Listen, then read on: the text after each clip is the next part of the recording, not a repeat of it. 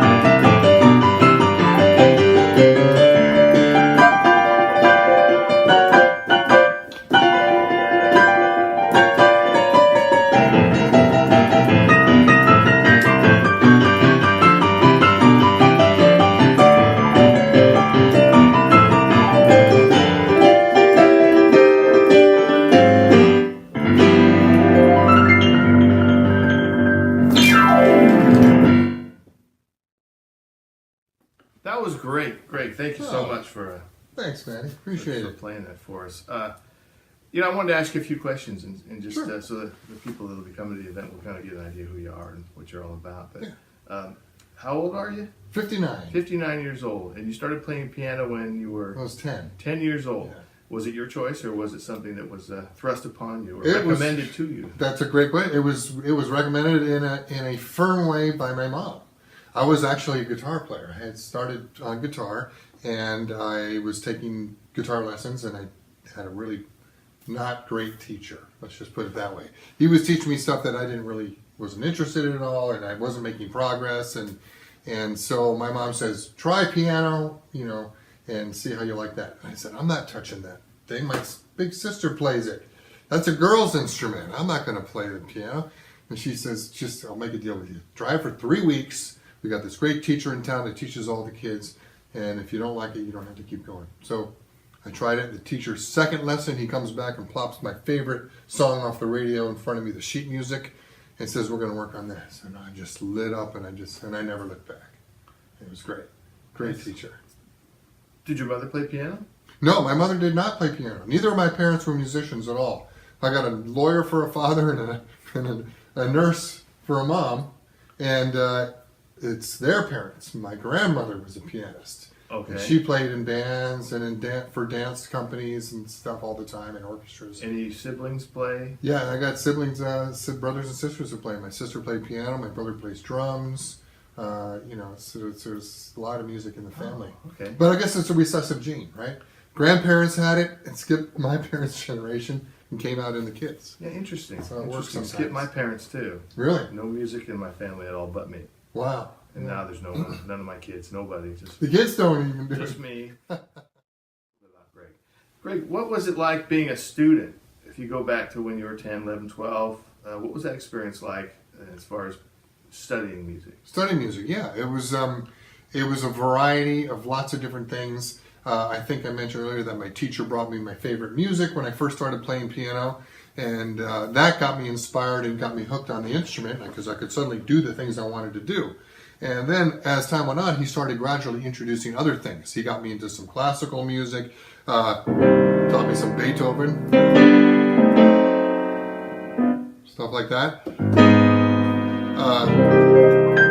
He got me into jazz, and I started playing jazz stuff.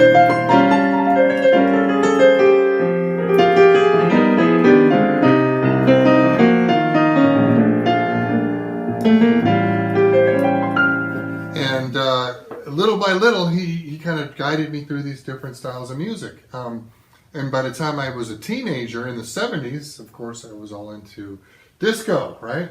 Disco music was the big thing, and playing songs from the Commodores and all the hit songs on the radio. And I got some gigs doing, playing in top 40 bands when I was in high school. So that's when I first started playing professionally. Where was this? Where did you go? This was in West Hartford, Connecticut. That's where I grew up. So we play 6 nights a week during the disco craze, playing disco tunes. And I was out playing literally 6 nights a week and going to high school. And finally I said to my guidance counselor, I said, hey, this is what I want to do with my life. Do I really have to show up for algebra at, 8:30 in the morning? Because I don't get home till 2:30 in the morning. And he said, well, yeah, okay, that's fine. You got enough credits to graduate, so you don't really need this class. So I was able to skip that and come in at 11. And it worked out. That worked out pretty well, and I've been playing professionally ever since. So wow, great story. That's how I got started. Yeah. We'll be right back. So, Greg, tell me how you got into the New Orleans style piano, the Mardi Gras piano. Yeah, the Mardi Gras piano thing came about. I was listening to Dr. John, and I discovered he had a whole series of videos on how to play New Orleans style piano. And this is back in the 90s. And I heard him playing this stuff, and I was like amazed. He was playing a boogie woogie. And I was just amazed at how his left hand could be doing that pattern, and his right hand would do all this other stuff. And that just blew my mind, like how those two things could possibly go together. I mean, he's going... He's got that going. And then...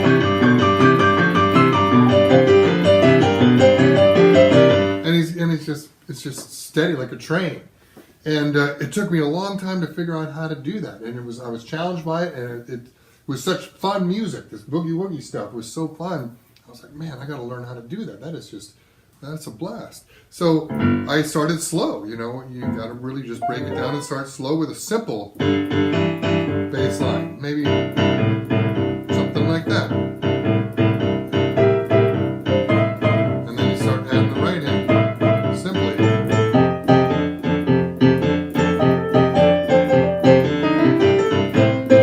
And after a while, it starts to blend together into one thing. And then, of course, listening to him, and then I've discovered all these other great boogie woogie players, and Pete Johnson, and Professor Longhair. Professor Longhair, he didn't so much play a lot of boogie woogie, but he brought a whole nother aspect to the music, which was what some people refer to as a mambo, or a boogie, or a rum boogie. And it's a bass line that goes like this. It's that simple bass line. And then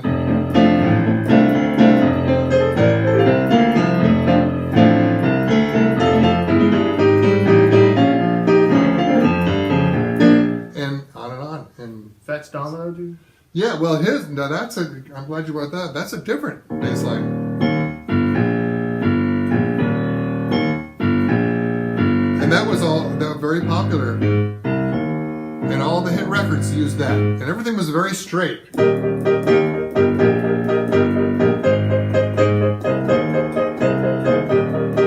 there's Blueberry Hill, and there's all these hit songs that came out of that. And then this character comes along by the name of Professor Longhair, and he's like the rebel. He's playing all this funky stuff that he came up with. And when you juxtapose what he introduced against that, right, everything's really even, nice and neat. And he comes along and he goes...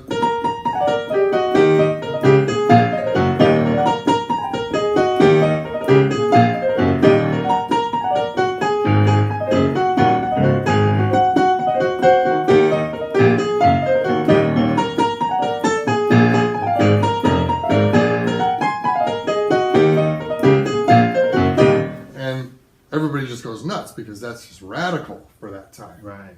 Amazing. Yeah, and that's one of Professor Longhair's most famous licks that he did. This is fantastic. You know, I don't want to show you everything that Greg's going to show us because there's a whole lot more that he's going to be showing us on April 27th here at the Tweed Hut Music Store. It starts at 1 o'clock. I hope you can make it. Looking Matty forward T to signing it. out. Greg, thank you very much. Thank you. Greg Rahn, Yeah, everybody. looking forward to it. Hey, Matty T here again with Greg Rahn, and we're going to do a little bit of shameless self-promotion. We're going to be playing another Matty T Band event at the DeVille Theater DeVille, here in Vacaville, California. It's on April 18th, and we'll be starting at 7 p.m. It's called Matty T and Friends. And this is one of my friends, Greg Rahn. I'm your friend. Yes. Come on out and see us.